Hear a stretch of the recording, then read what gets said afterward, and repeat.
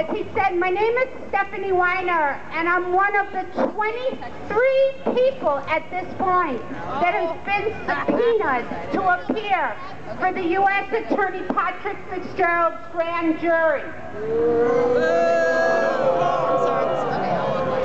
And I'm one of the people in Chicago and also in Minnesota whose house was raided. Over 25 agents, over 10 hours, over 30 boxes seized from our homes, including children's artwork and many personal items that just shows the injustice that we're talking about. Anyway, all 23 at this point have taken the fifth, and what we've learned by calling on our First and our Fifth Amendment is a lot about the grand jury injustice. What we've learned about the grand jury is it's a place that you cannot go in with any lawyer, in which the jury that is used for the grand jury has no method to check for biases or to see what their background of jury situation is.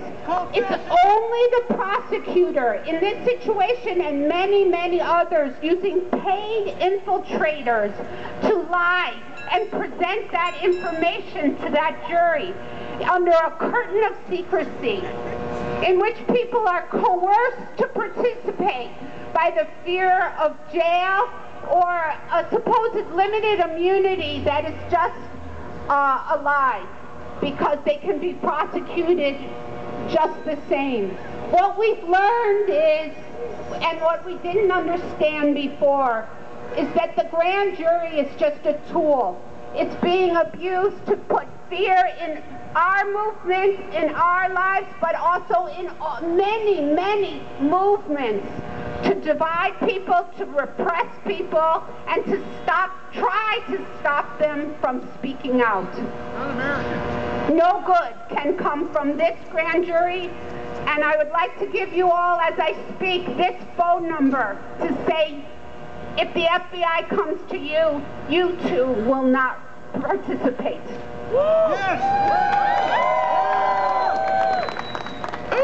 What I'd also like to say is that this grand jury that came from starting in the Republican National Convention, mighty and brave protests, unfortunately, may lead to the next stage, which would be indictments and trials based on lies, based on a law called Material Support for Foreign Terrorist Organizations that the U.S. government is trying to expand to include that flag, that banner, that bullhorn, marching, whether it be here, whether it be the immigrant rights movement, the Madison brave and inspiring union movement, the immigrant rights movement, the Palestinian community that is saying no.